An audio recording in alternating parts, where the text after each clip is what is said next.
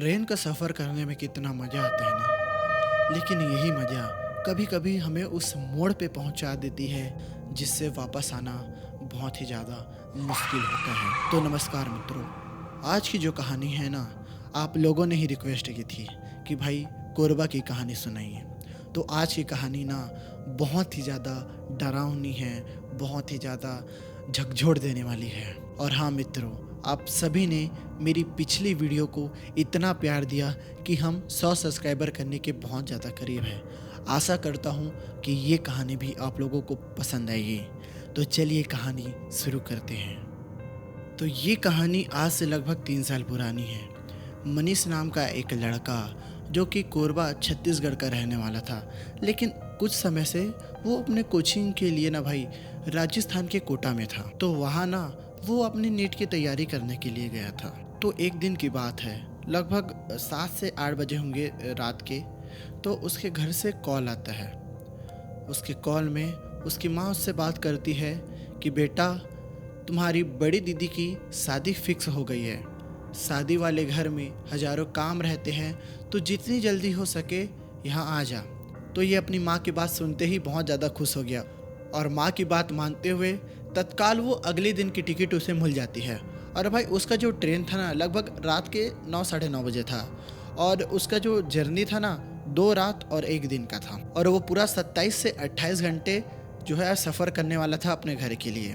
तो जैसा कि उसका ट्रेन का टाइम लगभग 9 साढ़े 9 बजे था, तो उससे 1 घंटा पहले लगभग 8 बजे वो स्टेशन पहुंच जाता है। अब स्टेशन में बैठे रहता है, ट्रेन का इंतज़ार करता है। ट्रेन आता है और वो उसमें बैठ जाता है।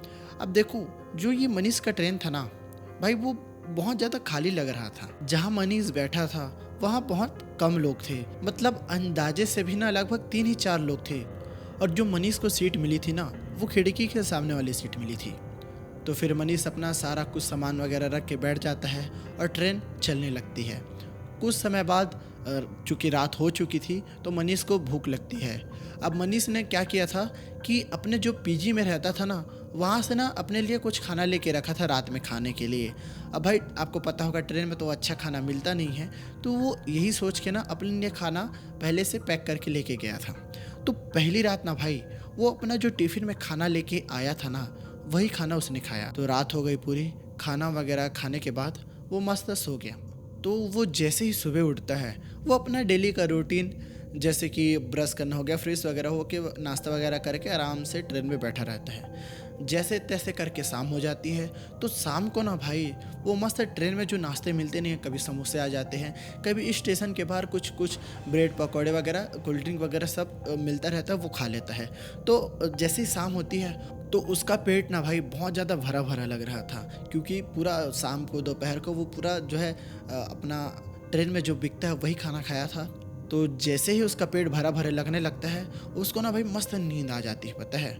और वो रात का जो खाना नहीं खाता है, तो वो मस्त सो जाता है। तो सोते सोते ना उसको रात के 1 बज गए। रात को 1 बजे वो भूख के मारे उठा।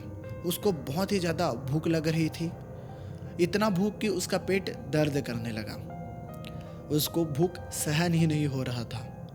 तो आसपास देखा, कुछ दिखाई नहीं दे रहा था। रात के 1 बजे पूरा अंधेरा था और ट्रेन चली जा रही थी। और दोस्तों, मैं आप लोगों को बता दूं, जो ट्रेन थी ना वो छत्तीसगढ़ पहुंच चुकी थी। ट्रेन चली जा रही थी। अचानक 5-10 मिनट बाद जो ट्रेन है वो एक सुनसान स्टेशन पर रुकी। जैसे ही ट्रेन स्टेशन पे रुकी, मनीष ने सोचा क्या पता ये स्टेशन में कुछ खाने को मिल जाए। और ये जो स्टेशन था ना भाई, बहुत ही ज़्यादा सुनसान था, मतलब पूरा ही अंधेरा था। ऐसा लग रहा था कि वहाँ स्टेशन है भी कि नहीं। एक मात्र छोटी सी बल्ब जैसी लाइट जल रही थी और आसपास कुछ दिखाई ही नहीं दे रहा था। ना ही उस स्टेशन का नाम दिखाई दे रहा था। ऐसा लग रहा था कि ये स्टेशन बहुत दिनों से बंद पड़ा है। फिर भी मनीष उतरता है, आसपास देखता है, आसपास कोई दिखाई नहीं देता है। जैसे ही मनीष थोड़ी दूर स्टेशन पे टहलता है, उसका सिर बहुत ज़्यादा भारी होने लगता है और उसको ना भाई बहुत ही ज़्यादा बदबू आने लगती है। उसे ऐसा लगता है कि कोई उसके दिमाग को कंट्रोल कर रहा है। वो जल्दी से भागता है और अपने जो है सीट पे बैठ जाता है। उसको बहुत ज़्यादा सिर दर्द हो रहा था और भाई उसके मन में ना खाना ही खाना चल रहा था कि कुछ कहीं से भी खाने को मिल जाए। लेकिन 1 बजे रात को, 1 डेढ़ बजे रात को कहाँ कोई खाने को मिलेगा। तभी भाई जैसे ही वो ट्रेन में बैठता है ना भाई, उसको ना बहुत ही ज़्यादा अच्छी खुशबू आने लगती है खाने की। भाई इतनी अच्छी खुशबू कि उसकी जो भूख थी ना वो डबल हो जाती है। मतलब उसको ऐसा लगता है कहीं से तो ये खाना मुझे मिल जाए। और ये भाई ये जो खुशबू है ना ट्रेन चलने के बाद भी आती रहती है। लगभग 2 घंटे तक ये खुशबू ना मनीष को परेशान करके रख देती है। मतलब मनीष को इतना भूखा कर देती है कि उसे कुछ भी खाने को दे दो ये खा लेता। जैसे ही 2 घंटे बीते, अचानक सामने वाले कोच से एक आदमी आता है और उसके पास खाना रहता है। भाई वो ऐसा आदमी था जो ट्रेन में खाना बेचते नहीं है थाली, वैसा कोई आदमी दिखाई पड़ रहा था। रात का अंधेरा था तो उसका शकल तो कुछ दिखाई नहीं दे रहा था, लेकिन हाँ उसके हाथ में जो थाली थी ना वो खुशबू उसी से आ रही थी।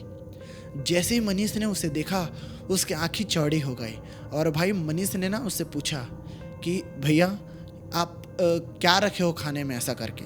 तो वो बोलता है भाई ये नॉनवेज थाली है। तो मनीष जो है मांगता है नॉनवेज थाली, पूछता है कितने पैसे। तो वो बोलता है 100-120 रुपये कुछ ऐसा बोलता है और वो थाली ले लेता है। और मनीष जो है ना भाई उसे 500 का नोट देता है। तो वो लेने से मना कर देता है और वो बोलता है कि मेरे पास तो अभी चेंज नहीं है, मैं आगे से और खाना बेच के आता हूँ, तब तक चेंज हो जाएगा, तब तक आप खाना खाइए, उसके बाद मैं आऊँगा तो आप मुझे पैसे दे दीजिएगा।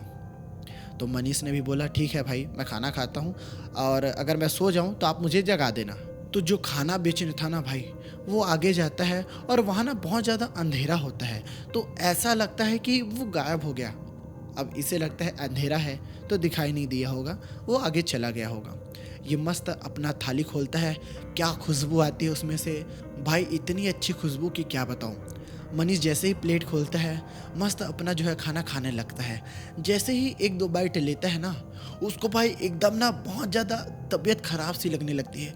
जो उसका सिर दर्द था ना भाई वो बहुत ज़्यादा बढ़ने लगती है, उसको ना बहुत ज़्यादा थकान होने लगती है, उसका बदन एकदम दर्द करने लगता है।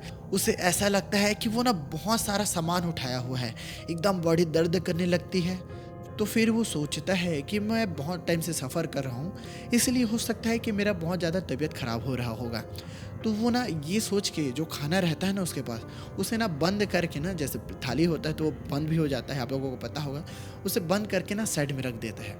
और ना वो मस्त ना उसको ना तुरंत भाई नींद पड़ जाती है क्योंकि उसका तबीयत ख़राब लगने लगता है। अब उसके सोने के बाद ना भाई सुबह होती है, लगभग 6-7 बजे होंगे कि ना उसके जो कोच था ना भाई उसमें ना बहुत ज़्यादा शोर होने लगता है। वो शोर सुन के ना भाई मनीष जो है उठ जाता है। तो जैसे ही वो अपने नींद से जागता है देखते हैं कि बहुत सारे लोग ना उसके आसपास जमा हैं। तो वो पूछता है कि क्या हुआ, आप लोग मेरे सामने ऐसा क्यों बैठे हैं। तो जितने भी लोग होते हैं ना मनीष के ऊपर चढ़ जाते हैं और उससे सवाल करने लगते हैं कि ये तुम्हारी जो सीट है उससे इतनी ज़्यादा बदबू कहाँ से आ रही है। मनीष भी थोड़ा इधर उधर देखता है, उसे भी बहुत ज़्यादा बदबू आने लगती है, इतना ज़्यादा बेकार बदबू कि लोगों को उल्टी हो जाए। लोग उससे बहुत ज़्यादा सुना रहे थे और वो सुन रहा था। तो इधर उधर देखता है, फिर ना उसकी नज़र उसके खाने पे पड़ती है जो कि कल उसने उस खाना बेचने वाले से लिया था। जैसे ही वो अपने थाली का डिब्बा खोलता है उसमें से बहुत ज़्यादा बदबू आने लगती, बहुत ही ज़्यादा, मतलब पूरा कोच बदबू से भर जाता है। भाई बदबू की तो छोड़ो, जैसे ही मनीष उस थाली को देखता है मनीष की आंखें फट जाती है। भाई वो बहुत ज़्यादा घबरा जाता है क्योंकि कल रात तक जिसमें वो उसे अच्छा अच्छा खाना दिख रहा था, जिसमें से अच्छी खुशबू आ रही थी, उसमें क्या था पता है, आदमी की उंगलियां, वो भी 1-2 नहीं, बहुत सारी, और वो भी कटी उंगली। ऐसा लग रहा था कि वो उंगली जो है ना भाई 1 हफ्ते पुरानी है, एकदम सड़ चुकी थी वो उंगलियां। भाई जैसे ही मनीष ने इसको देखा भाई मनीष बहुत ज़्यादा घबरा गया, उसका हाथ कांपने लगा।